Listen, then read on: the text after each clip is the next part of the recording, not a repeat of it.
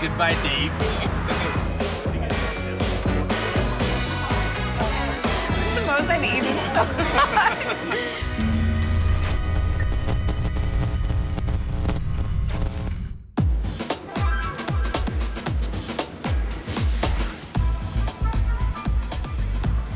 Elske opened in December 2016. We worked on it for about 2 years.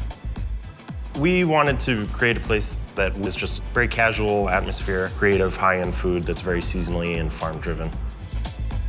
Elske means love in Danish. And it's kind of a mix of everything, our love for the industry, our love for cooking and the craft of cooking, our love for each other. We don't mean for Elske to be a Danish restaurant, but just having my mom be Danish and then going back to Denmark almost every year when I was a teenager definitely set something in me to where like the flavors I constantly go back for are Danish flavors. The hearth is kind of the center of the kitchen. That's what we base everything off of. The left side is a smoker, so our first course on the tasting menu is fruits and vegetable scrap that we smoke and then make a tea. So we'll always have this guy smoking, and we have some radishes that we brine and kind of treat like ham. And then this side is a more direct grill, if you will. So like here we have the porcelain that's stuffed with the fennel sausage. I just love the flavor that fire imparts on food. We try to keep things, I don't want to say simple because it's not simple, but it's just paring everything back to the bare minimum. This dish is terrine of spring onion and Yukon Gold potato. Then this is braised snails and braised artichoke. This is whipped spring onion soubise with a little nasturtium. We met at Blackbird when I was the chef there. Anna was an intern. Cool. She went to go work at the Publican, which is in the same family of restaurants. I was right out of pastry school, but it was a really great experience, and I think actually one of the best experiences I had cooking. I'm making kind of like a sourdough rosette. So the batter is almost like a crepe batter. It's very thin. And then the heat from the iron kind of cooks it onto the iron itself. I think being a pastry chef, it's like, how do you make things different? And I think plating is a lot of that. I started doing pastry. I graduated from art school in 2008. So I have a BFA in painting and drawing. And then you realize you can't really do much with that.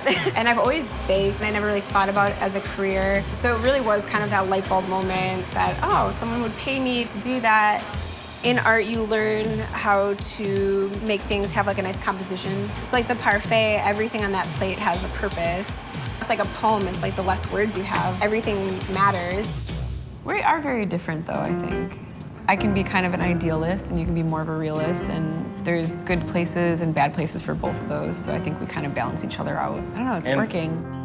There's a word in Danish called hygge, which is like a sense of warmth and welcoming. So we really tried to envision that, I think, in the restaurant, just have it be a fun and casual place, like you were going to somebody's home instead of a restaurant. Last night, so we started in the courtyard. There were some people dining out there, and there was a fire going, and Kyle made us some cocktails. Kyle Davidson is our general manager, our beverage director, does our wine program, partner in crime. And then our good buddy, Ryan Pfeiffer, who's the chef at Blackbird, he met us. Cannonball! Cannonball, here we go. It was cool to actually get to sit and experience Elske as a diner. Where are we gonna go next? We're gonna go to the Loyalists first, right? Let's go to the Loyalist. Let's do this. I put some Tums in your bag. Thank you. We walked through the kitchen at Elske, and literally right across the street is the Loyalist underneath Smith.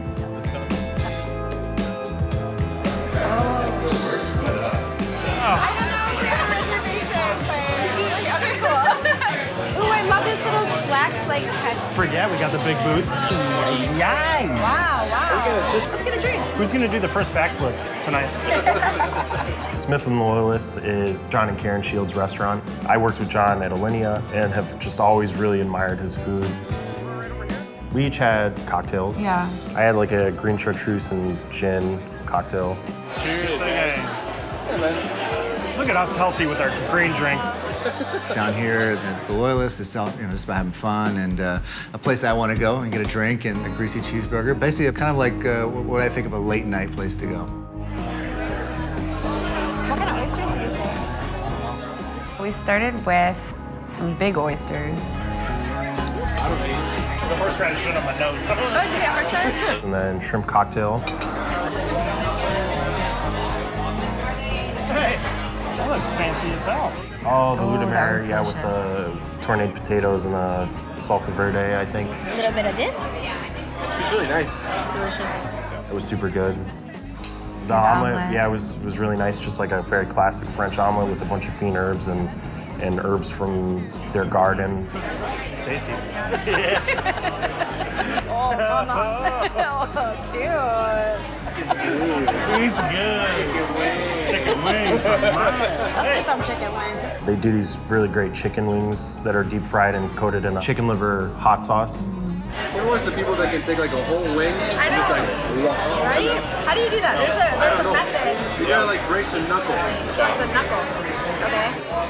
And you break it, and then as long as they're separate, then you can get And you could do the whole thing.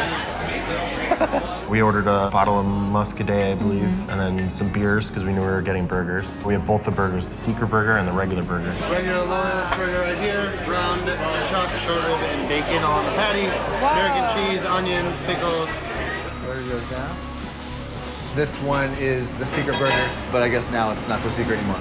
And it's really simple. It's just good beef, chuck, and short rib mixed together. A little bit of bone marrow that we roast, and then melt American cheese over with steak sauce mayonnaise that has a base of mushrooms, and then a little bit of shredded lettuce and a potato bun. So no real thought to it. Just intuition-based burger. What am I craving right now? Burger, basically. It's a good burger. Here's the hazelnut cream puff with toasted hickory nuts and praline and pastry cream. Dessert burger. It was like a huge pâte choux, like puff. I did. Baby. I fed it to you. Yeah, I remember that. You got cream all over my face. Yeah. Oops. What do you guys do when you hang out together? Couple boys. Couple boys drinking beer. Couple boys. Beer drinking boys. We left the Loyalists, Come on. all got into the van, Anna, just get in a random van around here. Okay. and then went to Todos Santos. And we're going to Todos Santos, which is a mezcal bar underneath Quixote. Just super, super good mezcal. So I made the mistake of like watching a bunch of these. You guys are gonna edit me to look cool, right? You'll just edit all of us look cool. Couple of bad boys. Couple bad boys. Okay. Todos Santos is below Quixote, which is run by our friend Dan Sauls. So we opened kind of like a modern Mexican restaurant, and then Todos Santos is a mezcal bar below.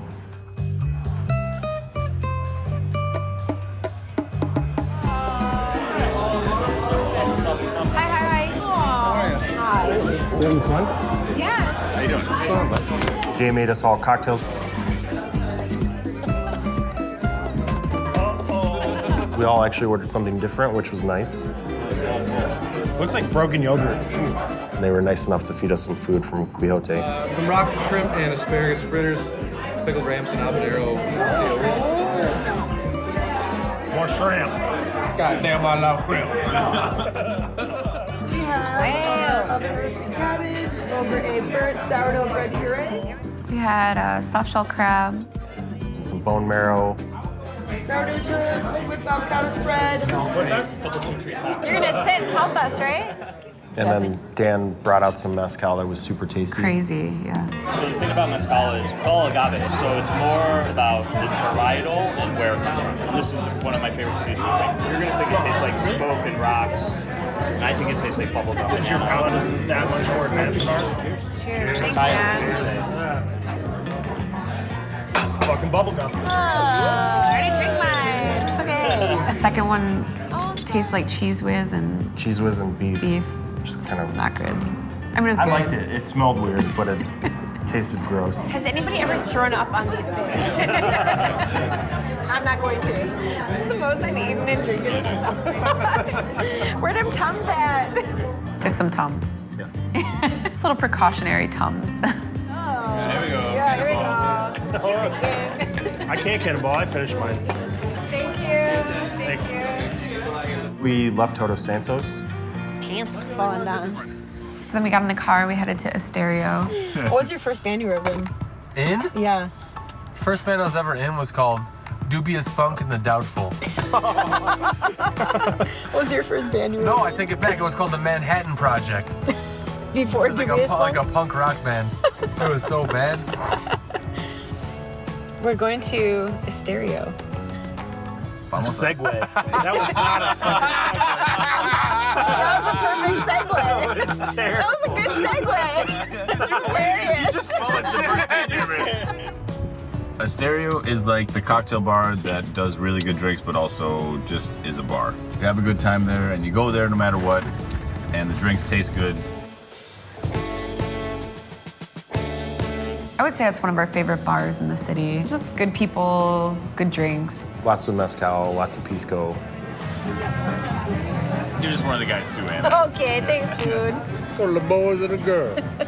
I had a hibiscus and mezcal drink, and then you got a breezy, which was a yerba mate and mezcal. Super delicious. Super good. This has yerba mate in it. Delicious. What you getting?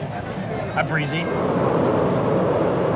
That's the first train that's gone past us the whole time. It is, yeah. Look at that. Wow.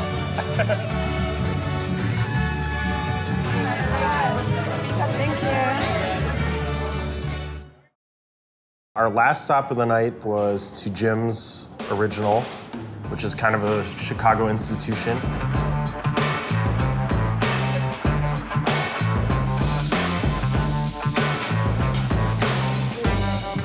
What do you want? A Polish. That's it? Yes. From the beginning, when it was founded in 1939, Jim's Original, the pork chops were sliced with a bone in, and we cook them the same way ever since. Oh, well, we sell a lot of onions. They go on every sandwich. Some people even buy just a grilled onion sandwich. 20 to 30 bags of onions are sliced, peeled at Jim's Original every day. A Polish pork chop and a hot dog. Jim's Original is known for Maxwell Street Polish sausage. It's served on a bun with mustard, grilled onions, and a hot pepper on the side. Thank you. Free for you guys. Yeah, what about the tip? What about tips? Right on. Thanks. At Jim's, it's just counters outside. I got a hot dog with onions, bone-in pork chop sandwich with mustard and onions, That bone. Fuck, I haven't eaten in 30 minutes. and just kind of what we needed at that point. That's so good. Like greasy, like heavy, delicious food. We should go there more. We should. Yeah, I feel like I got a baby, like a food baby. Andy, thanks so much. Okay. Bye-bye. Bye. Come in again. Got back in the car and came back to the restaurant. Back to Elske. How many people do you think are gonna be here? 2 people. Zero. Our sous chefs that would pay to be here. We were all done with service. Everybody stayed around and we had some friends meet us. What up? Let's do this, girl. Yeah, so we got pizzas. Pete and Taylor are 2 sous chefs. They were helping us warm up the pizzas. So we do like grandma-style pizza. I made a focaccia dough, so I let it ferment for 2 days. David made like an anchovy oil with like chilies and garlic. So that's this one with potato. And then we have pepperoni sopressata type pizza. Just what we need right now. We got chicken wings that we're gonna make, tossed in chicken bouillon powder. That'll be good. Tossed it with butter and a cayenne pepper hot sauce that we made last year. Oh shit. I made a big gallon of ranch dressing. The Put on every- friggin' ranch. Friggin Valley Ranch. Special recipe. It's just in Valley. All right, guys, got some chicken wings, friggin' ranch sauce, pizza.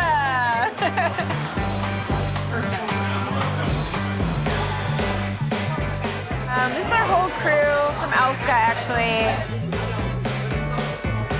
Kind of feels like a Sunday. I feel like we hang out and chill on Sundays because it's our actual Friday.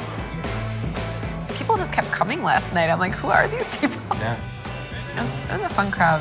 Cheers, everybody! Woo! Cheers!